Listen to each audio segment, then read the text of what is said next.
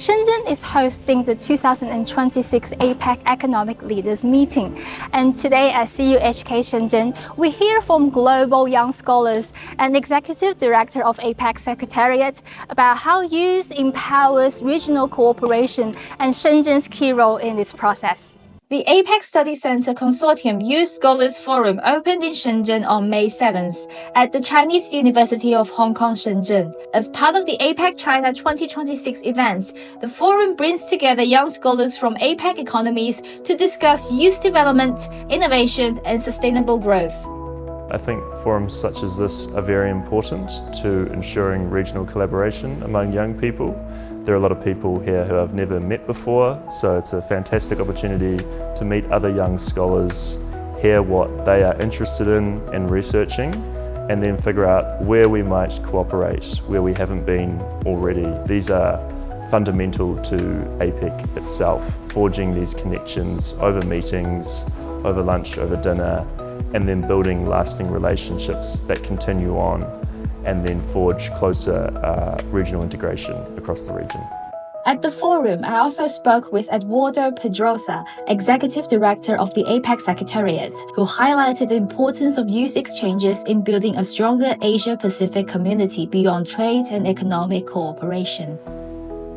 APEC has been about, I think, economic transactions. We know that trade has increased tremendously, but as we look forward to the Putrajaya Vision 2040 of an open, resilient, peaceful Asia-Pacific, we know that our goal is really one for future generations, for the youth of today and tomorrow. But in order to create a community, you have to have a sense of belonging. You have to be able to share values. And that's why working together as the youth enables you to have that sense of community. That's really about sharing a common vision, common value, and how you see the world. Earlier this week, Mr. Pedrosa led an APEC Secretariat delegation to Shenzhen's Nanfang district, visiting Shenzhen's Institution of Innovation and leading high-tech companies. He noted that Shenzhen's innovation-driven development closely aligns with APEC's future-oriented vision. The biggest eye-opening side I've seen is innovation.